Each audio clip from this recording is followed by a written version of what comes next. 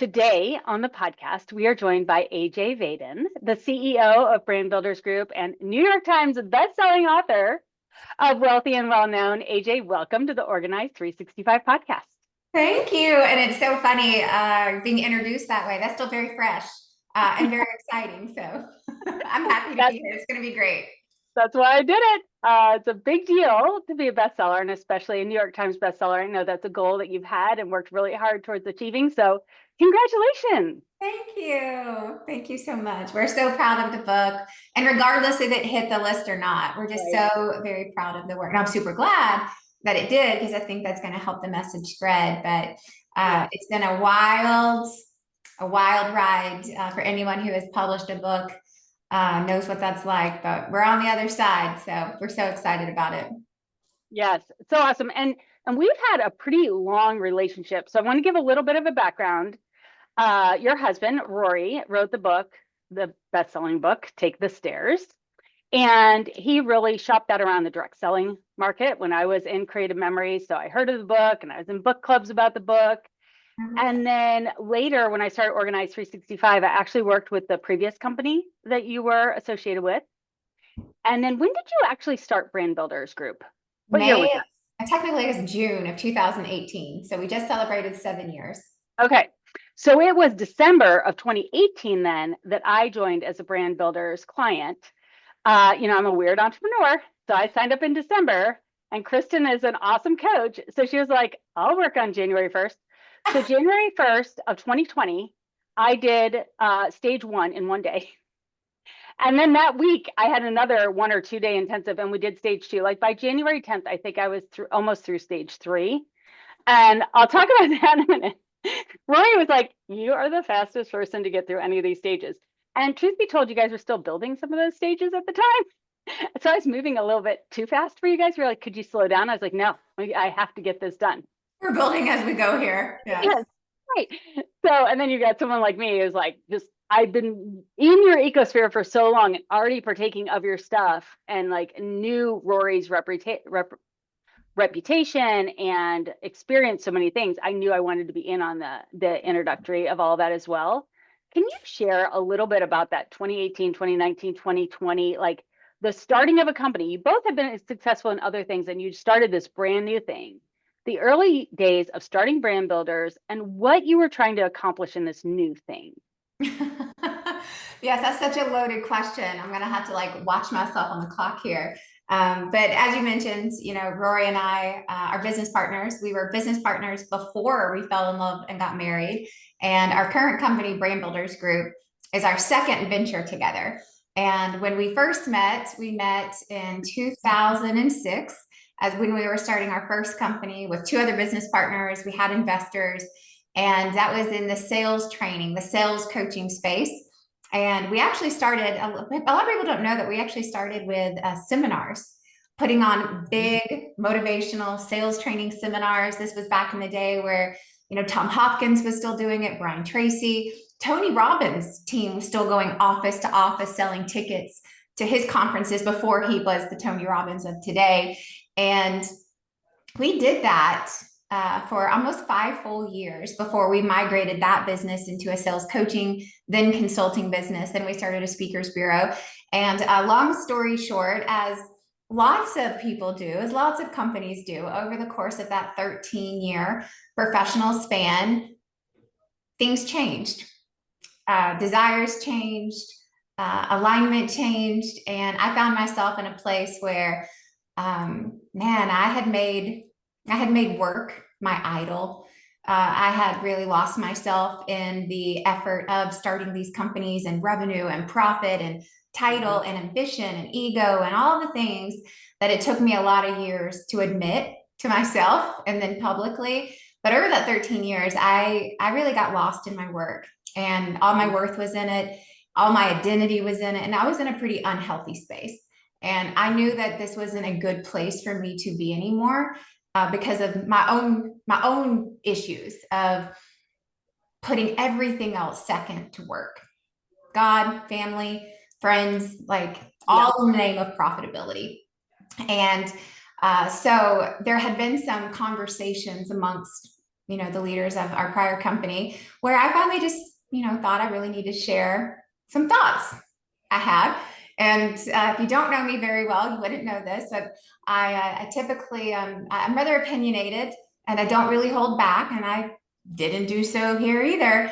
And I found myself 2 weeks after very, very fired. And so it was a very— From a company that you own. Like, yes, yeah, okay, just to be a clear. founding member of, Yeah. yes, found myself with no notice, being told my services are no longer needed here. Today is your last day. And as I exited the building, the contacts in my phone were erased. My key card no longer worked. My team was being called simultaneously. And it was very humbling and it was very necessary. And what I didn't realize in all of this is, there's there's sometimes the necessary ending that has to happen. But if we don't make it proactively, then it eventually it will happen for us or to us. And I think those are two very distinct things, some for us, some to us. This was definitely for me. I didn't have the courage to do what I know I needed to do, which was leave. It wasn't the right place for me anymore.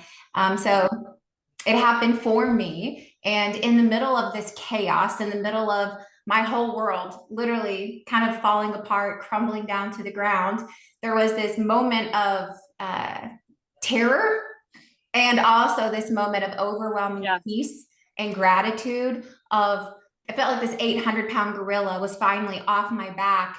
And at the same time of like, oh no, what happens now? And so I just want to give a little preface. It was 13 years of my life, not just my professional life. This was my life, just gone, poof, overnight, just gone. And then 2 weeks later, Rory resigned. But I think this is a very important thing to note, that it was in the middle of that we started Brand Builders Group. And that's important because we did not have a plan to start Brand Builders Group. This was not something we were out to do. This wasn't it wasn't even a dream. This wasn't even a goal. Like, I don't even think we could have dreamed this up if we wanted to at that particular season in our life. And I just very much believe in divine orchestration and divine power. I'm not shy about my faith. I very much believe in God, and I believe that He is ruler over my life and that He works for the good of those who love Him. And in the middle of all this chaos, this very unusual call happened from Lewis Howes. And we had met Lewis a decade earlier when Rory launched Take the Stairs on a PR cold outreach pitch, when Lewis's podcast was not as big as it is today. And Rory and Lewis became casual friends, not good friends, definitely not intimate friends. And when he called us in May of 2018, we had not actually talked to Lewis in almost 2 years. So the fact that he called 2 days after I was fired, and with the call that he had, it was so obvious to us there was something bigger at play here. And the long story short is, Lewis reached out and said, hey, I'm kind of stagnant in my business. I know I'm diluted. I know I'm being pulled in all these different directions. I'm saying yes to a lot of stuff. We're growing. The business is growing. But at the same time, I'm doing a whole bunch of stuff that doesn't feel aligned and right. And for some reason, I just kept getting this nudge for the last few months. I'm supposed to reach out to you guys. And Rory and I are sitting there looking at each other like, why? Why? Like, what? Why? And he was like, I don't know. I feel like you guys would be really able to help me with what you guys do in your business. And we said, oh, that business. Yeah, well, we told him about what happened. He goes, well, sounds like you have some time on your hands. And we said, we do. So he flew out to Nashville, spent 2 days with us in our business, very similar to like the 2 days that you experienced not too long after that. And I think this is also really important for everyone who's on an entrepreneurial journey, aspiring to be, has been. This is really important. And at the end of those 2 days, someone else looked us in the eye and said, this is what you're meant to do. Whatever happened for this reason. What you just did for me in these 2 days is why this happened. This is the calling. This is what you have to do. Let me help you. And it would have been really easy for us to go, this is not it. I just got fired. Rory hadn't even resigned yet. Like, no, thank you. We appreciate it, but no thanks. It would have been so easy to justify a hard no in this crazy season of like, well, we'll think about it. And Lewis said, no, I got a mastermind in 2 weeks. I think y'all should come and pitch your new business. And we did not have a new business. What business are we pitching here? He goes, the one that you just did for me. And sometimes it's necessary to let other people speak life into you and to allow other people to see the gifts that you have, that you're just, too close to the forest to see the trees. And sometimes you have to just be brave enough to say yes. And in that season, we had just enough faith to say yes. And that is how Brand Builders Group started. So when people ask us, why did we start it? How do we start it? I genuinely, with full authenticity, say we didn't. God did. And he used Lewis, and he used, a whole bunch of random things put together that were not coincidental to allow us to start a path to what it is today. Can I ask how old you were when you started Brand Builders, you and Rory? Yeah, so that would have been, I just turned 42 last week. Right, and so we started our first business together when I was 22. So Rory and I have now officially been in business together for 20 years. And so we had just had our first baby. So I was almost 36, but 35. And is Rory the same age as you? He's 1 year older. Okay.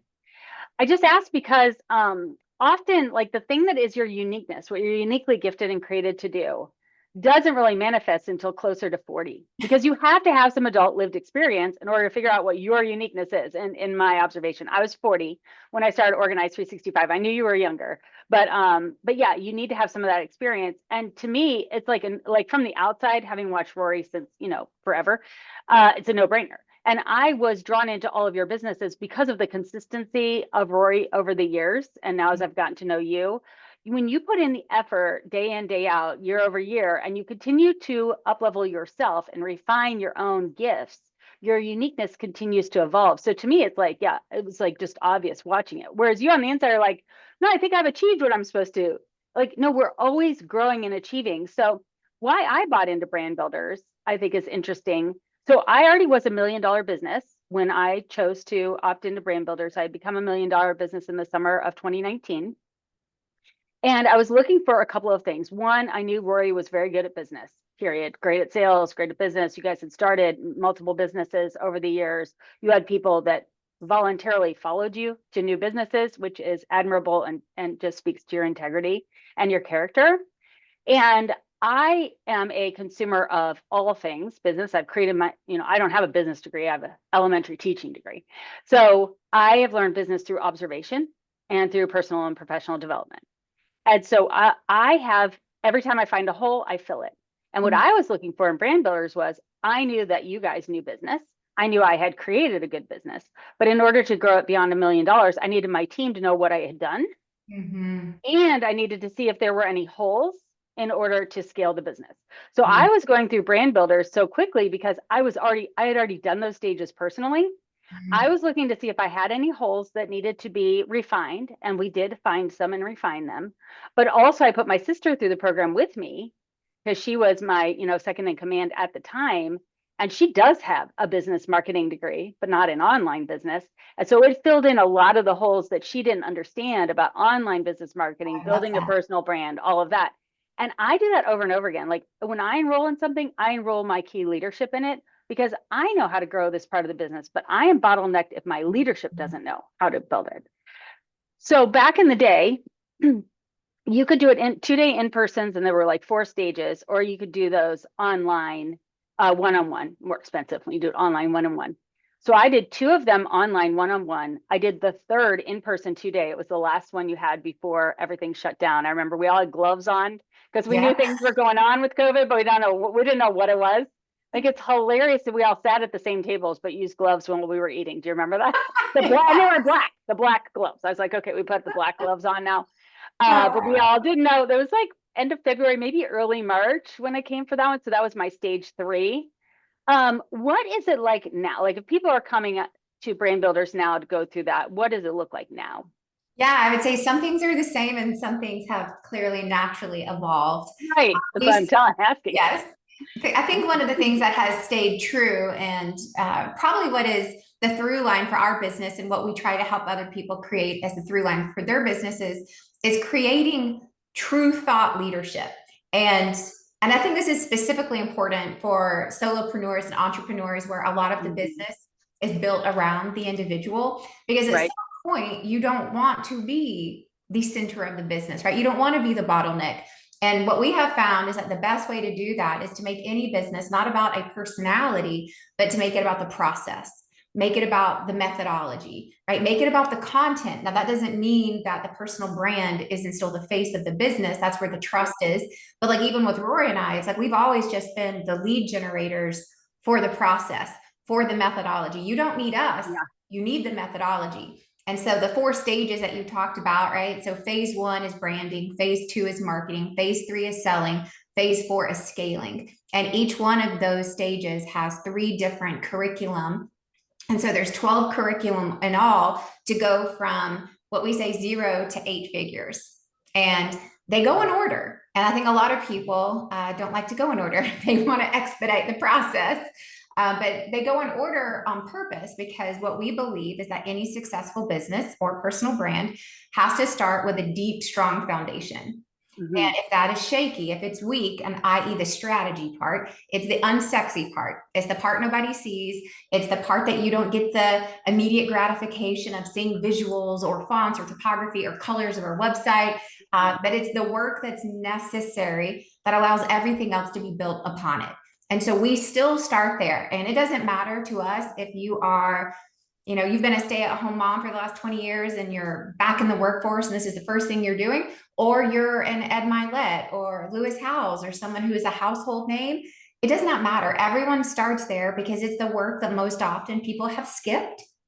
They did not complete, or they have not revisited it in a very long time. And as you mentioned earlier, over the course of years or decades, you have changed. Your audience has changed. Your products has changed. Your own personal beliefs and values have grown as you have grown. And that requires a constant revisiting and a repositioning to allow your business and your brand to grow with you as you grow as a person. And so we all kind of start there. But to work with us, it's, I'd say, still kind of similar. We've evolved into, there's 2 main ways that you can work with us. Our flagship program is our membership. And we call it a membership because it's an all access pass to every single thing we do. You get all of our, on-demand course content. You get access to every single live event that we offer. We have more than 36 live events every single year. We do 16 in person. The rest are virtual and online. So you kind of get a good mix of what's your learning preference. We have more than 10 live group coaching calls every single month. We have member meetups. We have networking sessions, content calls, Q&A calls. We have a very vibrant private Facebook group. We have a mobile app for on-demand learning and everything that you would need. And on top of all of that, you get a one-on-one strategist that you work with every single month as your guide, as the person to keep you in between the guardrails, ask questions, get feedback, but most importantly, allow you to know where to go next. And I think that's what a lot of people, they want to go out of order and they want to skip the steps. And this person is going, let's pull you back in, back onto this path that we agreed on. And so that's our flagship program. And our own community has given us this tagline of, we came for the content, but we stay for the community. Yeah. And if you were to ask me what I'm most proud of today about Brand Builders Group, it's our community. It's our team and it's the community. We call our people that we work with mission-driven messengers. Yeah. And these are the people who are going, I want to make money. I want to grow revenues. I want to make more income, but I want to do it as a byproduct of doing something that really matters to me, something that I feel uniquely called to do that helps the world be a better place. And because of that, then I will make more money. And so it's a unique profile of person. We're not for everyone. Not everyone is for us, but we feel so proud of this awesome group of people who I just really believe are making ripple effects of good all across the world. So that's kind of our signature program because it's the all access pass to every single thing we do. And then there's another category of person who's going, but I need to do it faster. I want to do it Yeah, fast. I wonder which category I'm in. And for those people, right, who are trying to hit, the gas pedal, hit the accelerator on yes. And I'd say there's a lot of people like that because they have an impending deadline or they're coming up against a launch. It could be a book launch. It could be a business launch. They're bringing on new team members. They're trying to get people up to speed. There's a variety of factors that go, hey, there's a pending deadline here. Or it's somebody who just knows I don't do well in a group environment. I need one-on-one special attention. And so for those, we do these 2-day intensives. And we take 2 of our team members and 1 client. And what would take you maybe 3 months in the membership, we do it in 2 days. Yeah, baby, let's go. I'm here for it. So it was interesting. In one of those 2-day intensives, Rory stepped into mine. I think it was for level 3. I can't remember what it was, but he stepped in and we were looking at like everything I offer. And you see Organize 365 as an organization company. And he was the first one to say, all the way back in 2020, you're a planning company. He said the thing that you do that is repeatable, that people will continue to grow and learn from is planning. And every time we internally strategize about what we're doing, there are a couple of key members that go, planning day. It's all planning day.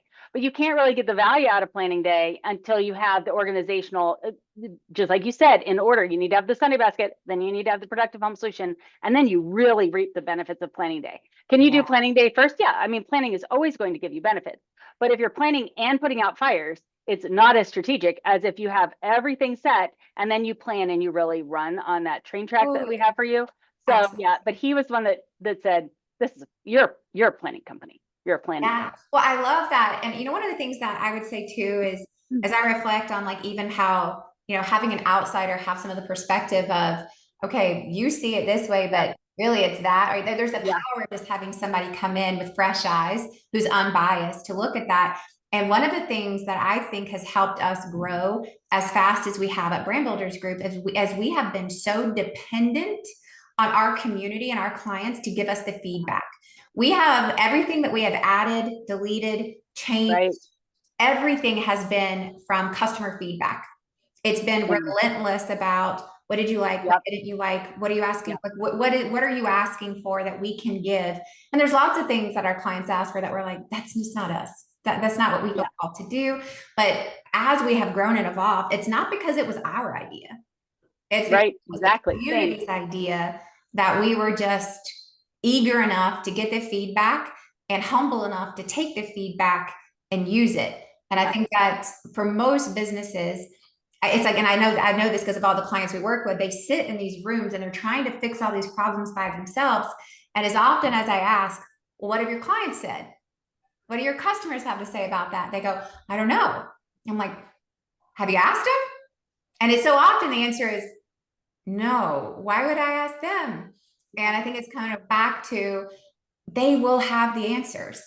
They know what works. They know what they want. And that doesn't mean you do all of it, but it certainly gives you the perspective to help you shift and grow in a way that feels in alignment to you, but also serves them in the deepest way. Well, and when you do that, when you ask their opinion, I mean, you could say no. I mean, there's sometimes like, I'm not doing anything digital in my company. They want me to. I'm like, oh, no, we're not. And like, I'll refer them out just like you will. But I think it is harder to grow a company that has a strong community like that because you do need to have a customer service. You need to be responsive. You need to give responses to all that feedback that you get. However, in my observation, companies that are still growing and thriving in the last 18 months have a vibrant community. And if you don't, those companies are going out of business because we're no longer in an age where you need information. We are in an age where you need to have focus, like you're giving focus. I'm giving focus on how they actually achieve the goal. If it was just information, everybody would be organized. Everyone would have a multi-million-dollar business, but it's not information. It is the right information at the right time with the motivation and the encouragement to actually take the next step in fear so that you can continue to grow and evolve as a person professionally and personally. And that it all comes back to not only the leader of the company, but all the other people that are achieving that same transformation at the same time as the economy is changing and the world is changing and everything is changing. Like it's real time changing all the time. And so once you're in one of those safe and you're saying a strong, positive Facebook community, to have a positive community is like a Herculean effort. We also have one. And once you've built one, it takes a long time. It costs a lot of money. It's not an immediate return on investment, but once you have a positive community, they are unstoppable and they inspire you every day to be better in your uniqueness because they're watching you. They're waiting for you to help them with their transformation. I mean, it is so awesome, but it's really hard to do. It is. And, it's interesting, like one of the signature topics that we talk about in our new book, Wealthy and Well Known, is that people don't pay for information. They Right. pay for organization and application of Yes. that information. And that's true with us. It's like you could go learn about personal branding Right. anywhere. Go to ChatGPT, go to the internet, go to podcasts, go to blogs, go to social, go to TikTok, go wherever you want, go to YouTube. You can learn a lot, but it's not organized. And it doesn't teach you necessarily how to apply it. So like one of our philosophies is we give away the what for free, but we charge for the how. Yes. Okay. So I'm holding up your book, Wealthy and Well Known, and I said, let's talk about the book. And I want you to tell me. I mean, I got it in the mail, the pre-release copy, and I was like, okay, I know I'm going to promote this, but how am I going to promote it? I sat down and I read it in 2 nights, and I was like, oh my gosh, literally everything I learned in 2020 for 5 figures. I paid 5 figures is in this book. I'm like, all the content, like there's no secrets that I learned in 2020 that you didn't put. You put it all in the book, AJ. It's all in the book. First of all, if you don't have the book, you should go get it because it's all in the book if you want to know all the information. But why did you do that? What most people would say, oh my gosh, you can't put everything in the book. Yeah, a lot of people do say that. Yeah, they do. And I do believe those books don't last. And I agree. so I think there's 2 different types of books in the world. And I believe that there are some books that are, I'll just say, lead magnets I'm going to give you just enough for you to come get more. And there's nothing wrong with that. I'm no judgment, no shade. But there are those types of books where it's the beginning of a conversation. It's sometimes even a hypothesis versus a conclusion, but it's the beginning. A lot of books could have been a blog article, truly. Oh my gosh, I get to the end and I'm like, but where's the actual plan? So, and again, I don't get it. Got lots of different types of books, lots of different types of purposes.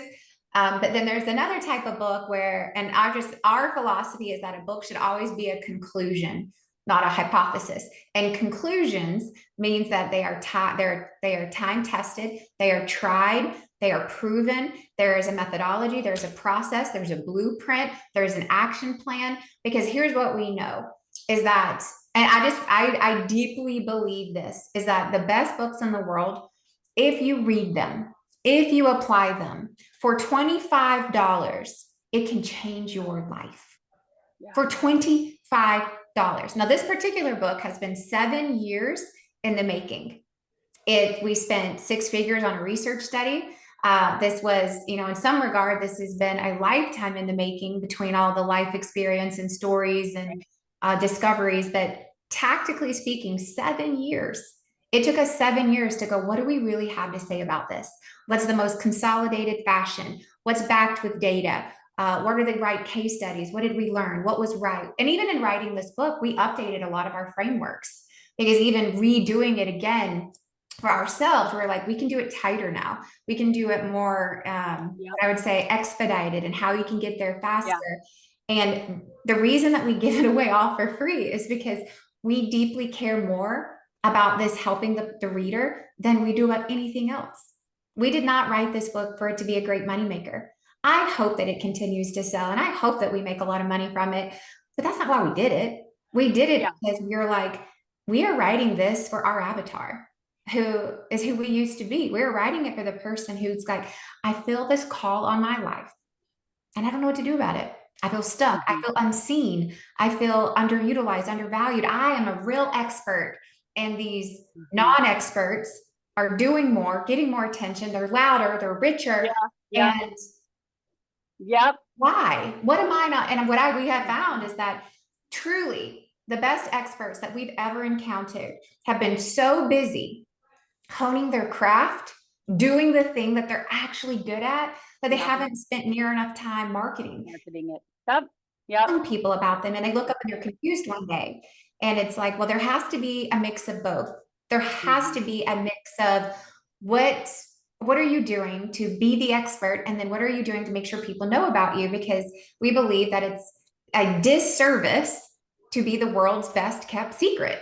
Like if you know you can help someone, if you know how to help and you're not telling people about it, that's a disservice. And so this was really a, I think it's $26.99. So call it $27 guide of, if you read this, then hopefully one of two things happens. It does actually change your life and you tell people about it. And that is a whole Malcolm Gladwell philosophy. We want to cross the tipping point. So let's give it all away for free. You don't have to pay for any of it. And then hope number two is, if you're reading all of this and you're going, yes, and I want to do it with you. Yeah. Then it becomes a natural qualifier. It's a natural filter for people who are right for our company. Not everyone is. Some people are just going to read the book and go, that's what I needed. That's amazing. And for $27, you got hundreds of thousands of dollars, if not millions of dollars of work, research, years for less than $30. That's a good deal. But for the people who want to go, and I need more help, and I want to do it with you,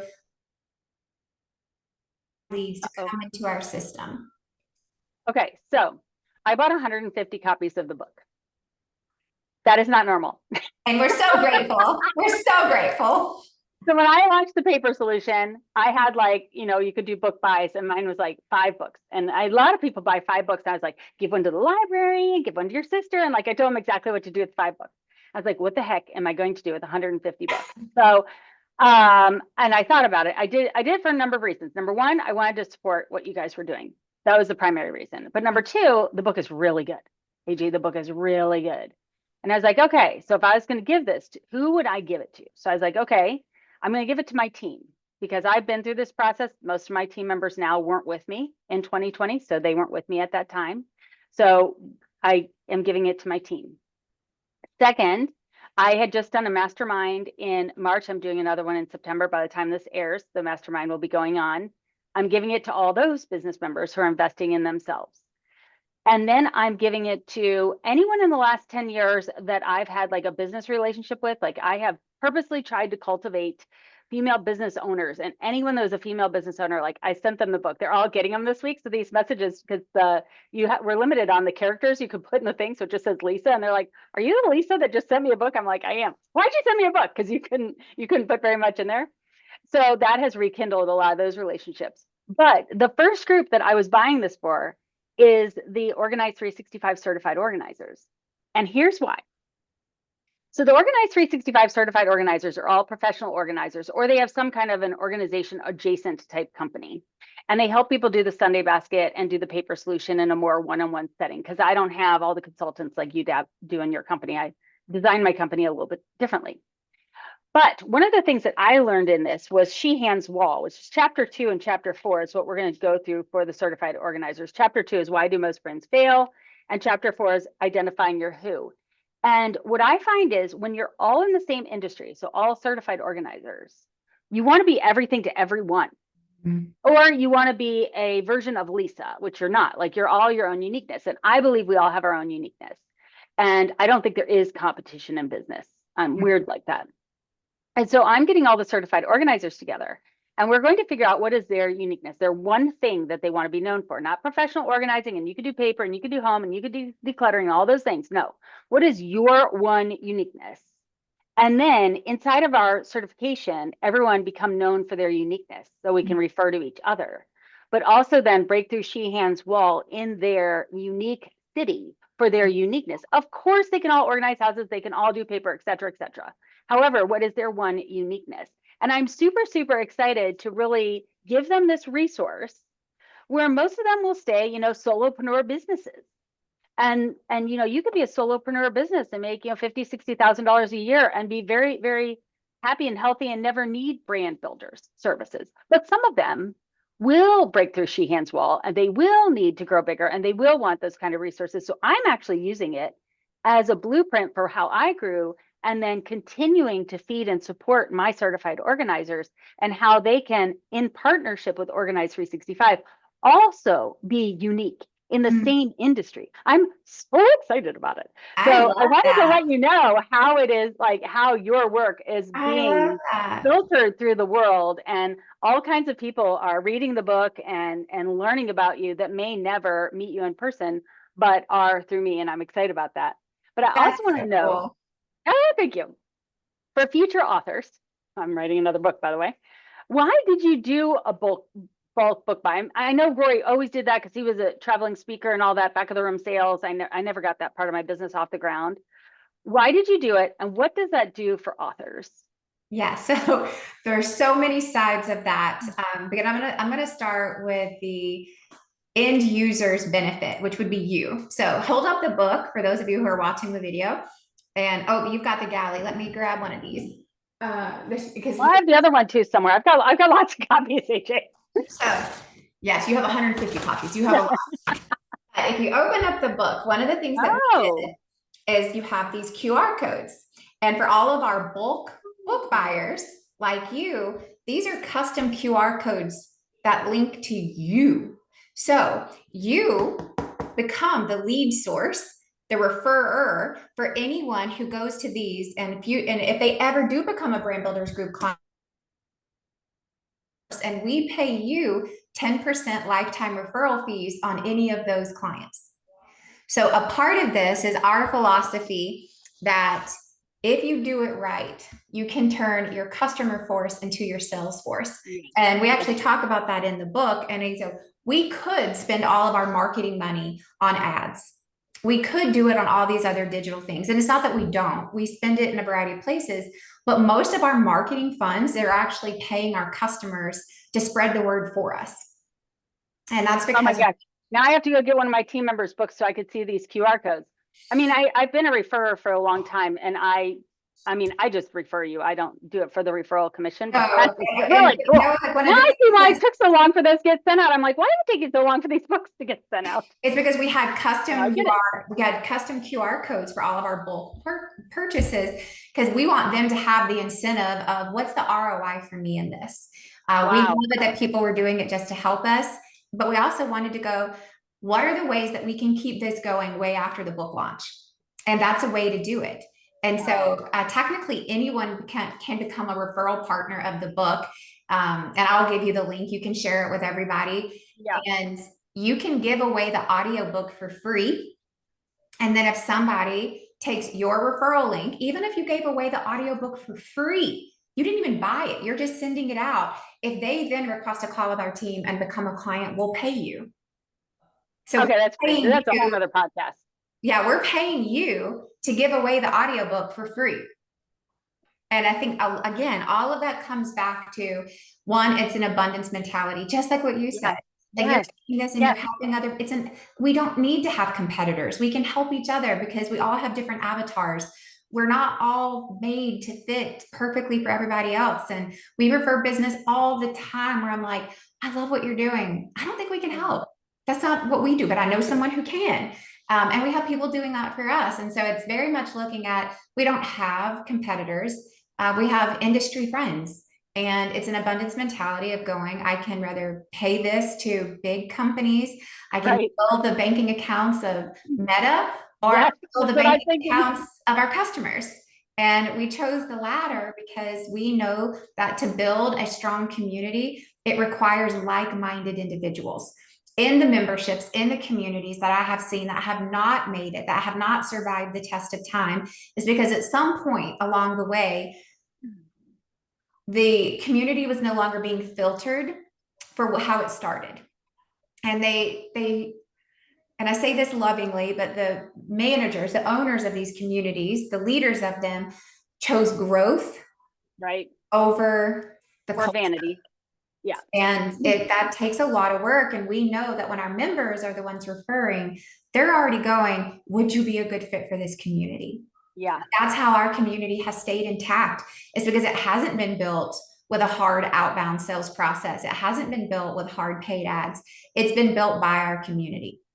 And so this was our way to, yes, incentivize, yes, but also reward everyone who's willing to share the book for us today, tomorrow, next month, next year, and 10 years from now, because we're paying you to do it. So cool. Okay, I'm going That's to take one a little way. bit of a turn. This is going to be different, and I'm going to combine these two because we're getting close on time.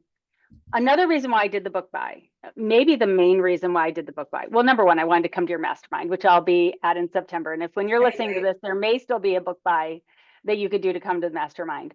But the reason why I wanted to come to the mastermind, because I've been to your masterminds before, like I know you do all these events. I don't come to all of them. Why did I want to come to this one? The reason I wanted to do this one is because you and Rory are partners, and you promoted this book as partners. And in your mastermind, the network that you have created are coming together as partners, and there is equal male and female representation. AJ, you never see this. You never see this. So I paid for myself and two of my key leadership to go a week-long conference last year, a week-long conference. I mean, 8 a.m. to 5 p.m. Lots of people on stage speaking. Not a single female was speaking. Not a single. Maybe on a panel. They had two panels that had one female on each of the panels. So they each answered one question. My blood is boiling right now. There was more than 50% females in the audience. There are more than 50% females that work at this company. And yet on stage, it was a bro fest. And I mean, the jokes were for the men.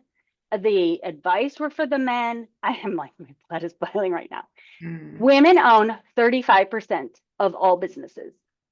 But here's the point that I want to make. And you helped me with my first research company. I've done research with the research company you did in 2021. I have since gone on to get my PhD. I'll have my PhD by the end of the year because I am going to do my own research. Thank you. I'm going to do my own research. You guys are continuing to do research. And here's what I just intuitively know and observationally know. Women who are female business owners run two businesses, period, full stop. Because every single female household manager runs a business. Not only a business, the business, the business that makes the world go round. That's right. 68% of GDP, gross domestic product, in sales in the United States is household spending, mostly done by the female, as we know. The other part of GDP, government, which is also your money. Basically, women spend all the money in the world. We run the largest small business in the world, number one. And then we start businesses, it's a second business because we are running the household businesses.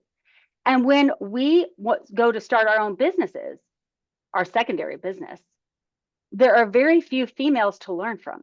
And females need to learn differently. So at this big week-long conference, when a female was standing up asking the male, when do you hire your administrative assistant? I'm going, first, it's housekeeper, then administrative assistant. And the speaker said, that's your sixth hire. They're like, first you hire sales, then you hire this, then you hire this, and then you hire this. And then because my wife. And I'm like, I am the freaking wife. And I looked and I walked out. I almost couldn't go back in. Really great business advice. It's a great business conference. It's great business advice. But it is wrong for female business owners. Ignoring the fact that females run a business and are adding a business is such a miss. And a female that does not hire household help and administrative help will, if you as a female business owner hire a salesperson first, you're out of business within a month. First of all, you have to pay them. Second of all, you do not have the systems behind it to sell whatever the heck that is. You don't even know what you're selling yet. We advocate at Brand Builders. The sales is the last thing a founder outsources every single time. It is the last thing you ever outsource because you are the entire business until you. Exactly.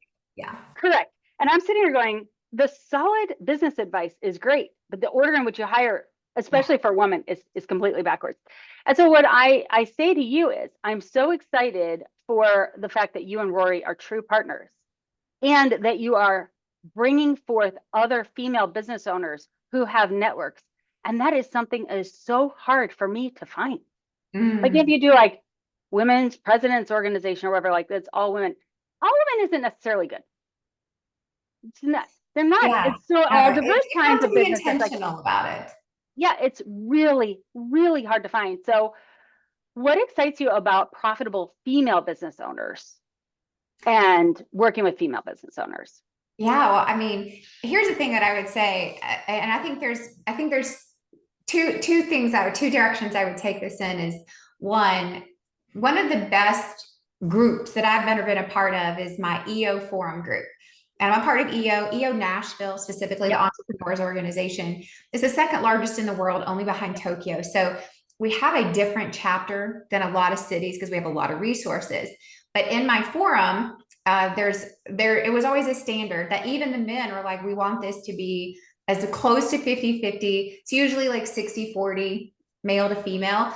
But even in our chapter, we have the largest women percentage in our chapter, and it's like 30%. And so here's what I have found is that women are just less likely to invest in things like that until they have maybe a stronger connection into it. And so what I have found is that for my friends, it's like they don't know about it because they're so busy. Right? Or they're not running two businesses, AJ. They're running two businesses. And that becomes a really big prohibitor of like, where am I learning from other women? Where am I learning from other men that see me in my light? Right. But it's like, because we're too busy. I made that excuse for myself. I'm like, I don't have time to see friends. I don't have I have kids, I have a husband, I have a business. It's like, I don't have time. And that's also our own limiting belief. Right. And I think that's just one thing that I just feel so fortunate in with my husband and my business partner is he's the first one to go, we're going to invest in health first. And it's like, if we take less vacations, if, we do less spending on, ancillary things, like even when I got fired and he resigned and our income went from a whole bunch to zero, we literally said the last thing that we will let go of is our nanny. If we have to sell our cars, which we did, we had to sell our car to make payroll. Like when I say it got serious, it got serious. It was like, she's the last staff member to go, because if she goes, I'm out. You're gone. Yeah. I'm gone. Yep. And so I think a lot of it is going, we will spend less here, so that I can have a personal assistant, an EA, and a nanny. And some of my friends are like, you need all three. I'm like, you dang skippy, I need all three. I'm looking at a nanny for my grandchildren, AJ, because I mean, yes, I need all three. And sometimes I still think I need more help. And so I think there is a natural disposition with a lot of women business owners to go, I don't need help. And then we suffer. And we are the reason for our suffering. And so this is just an invitation and encouragement to go, we all need help. Like everybody needs help. Women, moms, wives, business owners, we need help. We're not supposed to do this life alone. We're not supposed to raise our children alone. We're not supposed to take care of our house alone. I have a wonderful husband who helps, but we don't have family nearby, right? And all other times in history, when they said it takes a village, it's because it took a village. And it still takes a village today. And if you don't have family nearby, sometimes that village is hired, and that's okay. And I've come to the point of like, I'm not supposed to do it alone. Right? I need help. And we have an amazing support team. So I think that's just one thing that I love about profitable women business owners is going, listen, you didn't get here by yourself. Let's be clear. You didn't happen all by yourself. So let's first acknowledge that there was help. And now let's acknowledge if you want to get to where you're going to need more help. It can't be all you. You can't do it all. You weren't meant to do it all. It's not going to happen. You have to get help. And I agree with you. It's like we tell people all the time, we say the very first thing you hire is a housekeeper. Because you got to get all that stuff off and get all the mundane routine things like getting your oil checked, your tires, your dry cleaning, your laundry, like all of that stuff, get that off your plate so that when you're actually done working, you're not just going to your second job, because that's what happens. Then it's like, you have to acknowledge the first job to get to the second job. Absolutely. Yeah. Otherwise you just work 24/7. I saw, what did I see this not too long ago? Maybe it was in a conversation with Dan Martell. But I've shared this so many times since this conversation, is that the number one reason, the number one threat to small businesses is that the founder just wakes up one day and they just don't want to do it anymore. They're tired, they're burned out. And that has to be an acknowledgement from the founder of like, where am I rubbing up against burnout? Because then your entire team is at risk. Your clients are at risk. And it's like, if you went on this venture because you had a dream and a passion, it shouldn't be dwindled out because now all you're doing is administrative tasks that you weren't supposed to be doing anyways. Right. That's where we have to step up and take responsibility And I love working with women because I think a lot of us just try to do too much on our own. Yeah. And it's a permission of going, hey, if you have those excess funds, even if they're small, how do you reinvest those to buy your time back, to buy your freedom back, and to actually have a job that brings you life, not steals life from you? Yes, and I think also I want to say, because I did not start on a professional track, I was a stay-at-home mom and slowly grew my uniqueness over time, slowly started add-in help, and it took me longer. But yes, I am, you will get to the point if you continue to press into your uniqueness that what you are called and created to do, you will not be able to not do. And in order to fully do it, you will naturally draw to yourself people who want to do it with you. And their calling is part of making your calling a bigger reality. And Amen. it happens more organically. So like you went from working to working to working and you had all this staff, and I don't even have all that staff yet. And we're about to have the second grandbaby who lives with us. And we also pay for daycare. But I'm also like, and I think we also need a nanny because I'm going to have to pick them up from daycare at 12:30 and I need to work longer. So some of that happens organically, and you'll have seasons where you have a housekeeper and then you don't have a housekeeper. So you don't have to hire help, because sometimes you think like, oh, I guess I can't have my uniqueness if I have to hire help. And my husband is extremely supportive. Whatever I want to do, he says yes. But then he also goes, why are you gone tonight? I'm like, because I'm in this thing. Oh, how often is that? Like he says yes, but then he doesn't want me to leave. So not all husbands really want you to be gone out of the house. You have a unique husband, AJ. A lot of females, even if their husband is verbally supportive, when it comes to actually leaving the house and spending the money, they're like, oh, you need to spend more money. Oh, you need to leave the house again. And so I think there is that, you want to stay married. And a lot of women, as they achieve success, end up divorced. And so it is a balancing act when you're not both in the business or both aligned to, Yeah. I walk think there's, all of those things. I would give you two things on that, especially because we didn't start that way. Like when I first started, and Rory, when we first started investing into help, the only thing we could afford was maybe a house cleaning once a month. And Right. my first assistant was only 10 hours a week. It's Yeah, like I couldn't mine even was 5. afford, right? And it's like, but here's what I would also say is what I hear from so many people. And I would just say this, like, forgot what I've heard from other people. How many times people have offered to help me that I said, I got it. True. It wasn't even paid, right? I've had friends say, hey, I know this is a crazy business. You're in a book launch. Can I bring you guys dinner? No, it's fine. I can just do Uber Eats. We deny help that is free and available True. all day long. And so I would just encourage for all of us too to go, where am I denying help? Because I think I got it, or I just don't want to ask for help or receive the help. And I just have to gut check myself all the time. And I just say yes, no matter what it is. I just go, yes, I would love that. Because what I'm doing is one. Yes, we should start saying yes, you guys. Yes first, no later. Yeah. And it's like, wait, here's what it is. What I have found is somebody told me the other day, they're like, when you say yes, you're allowing us to love you.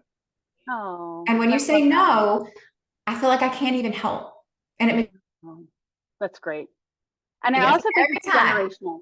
Every time from now on, I'm saying yes.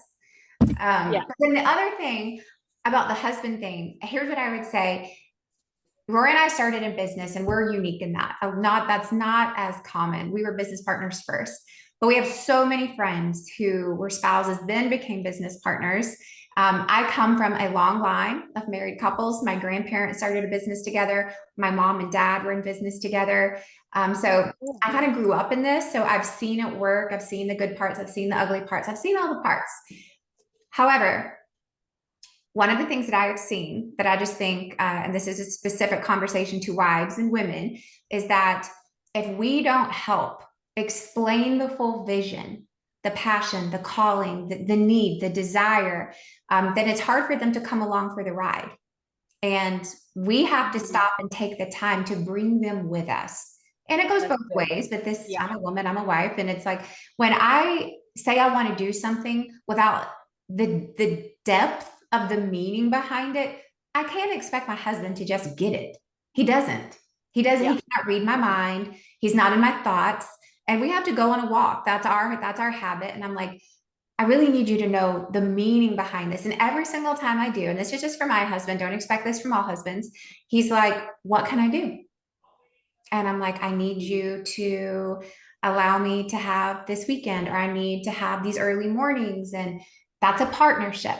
But he's not going to do it without the context and the understanding, and sometimes even the very detailed checklist of what I need in order for this thing to become a reality. And I can do that. But that's just having good, healthy, open communication. Now, don't expect every husband to be that way. Don't expect that. I'm not saying that. This has been a process for us over the last, 18 years as well. Mm-hmm. And every single time that I do, and he understands, I have a partner. But when I don't, there's always conflict. And so I think it's also us And helping I would say, come along with us. if you start to explain it on sentence 2, your husband says, yeah, fine, what do you need? I'm like, It's well, also let's back It's up. every kind of partner. Let's back up and talk about that. That thing, I mean, a lot of it is, it's going, no, I need you to understand what this is and why it's so important and what that's going to look like. And there are generational differences.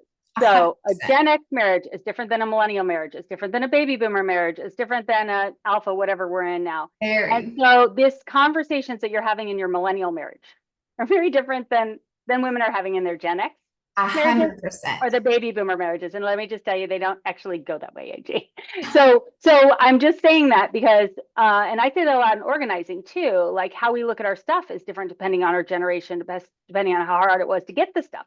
It's easy for millennials to sell things and do experiences. It's much harder for baby boomers who worked so long for material possessions. Totally. And so I'm just saying these caveats because I am a Gen X woman, and I have watched many couples like you and Rory and been like, oh, I would love to have that. That is not what I don't care how many conversations I have. That is not the marriage I am going to have. But I am going to continue to, push forward in my uniqueness. And I am going to pull back on the pace of my business for the health of my marriage. And I have done that. And I think that is okay too. And I think as women, we have the opportunity to do that. And so just kind of normalizing all these different ways that women do grow their businesses along with their families. I say you have 2 businesses, running your household, and if you have a business. If you are in active parenting years, that is a third whole business, you guys. That's a third whole thing. And so I just want to end this by acknowledging that we all are uniquely gifted and created to do something. And the more that you press into your uniqueness, it will continue to grow and to flourish, and to acknowledge you're running at least 2, maybe 3 businesses. So there's a reason why you're exhausted. And when you have the time and the resources and the organization to hire help, I encourage you to do that and start to look for other female business owners who are just a few steps ahead of you to model, because female business owners do have different needs. AJ, is there anything else you want to add, or tell us where we can get the book? Yeah, I would say one thing I would just say that I think is so important that you said, to make sure that all the listeners, heard that. It's like, it's okay to decide I'm going to slow the growth of my business to preserve my marriage and my family. And sometimes I think we get caught up in the growth and the speed and the acceleration of things that, again, that's what I suffered from. Don't let your work become your idol, right? It's family before work, not work before family. And so just making sure that like people are hearing that, it's like, when it comes to choosing, make the right choice. Agreed. I think that's just really worth commenting on. It's like, don't let it be the thing that destroys the great parts of your life and a marriage and your kids and your family and your health.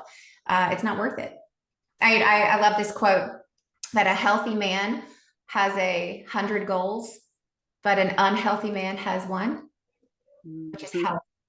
Right. And it's like, at the end of the day, that's the priority. And it's like, I see a lot of us, men and women, risking our health for the business or our families or our spouses. And that's just, I think that was a really poignant point of like, when it comes push to shove, make sure you make the right choice for you. Right. For you. In terms of where to get the book, you can go to the book website, wealthyandwellknown.com. You can order the book. You can also get the free audio book. You can learn all about Brand Builders Group, but you can do all of that at our book website, which is wealthyandwellknown.com. Great. And we'll have those links in the show notes. AJ, thank you so much for coming on the podcast. I'm looking forward to seeing you at the Mastermind in September. Yay, thank you so much. This is a great conversation. And I'll make sure that, Lisa, you have the very specific free audiobook link that you can share with your audience. Great. Thank you so much.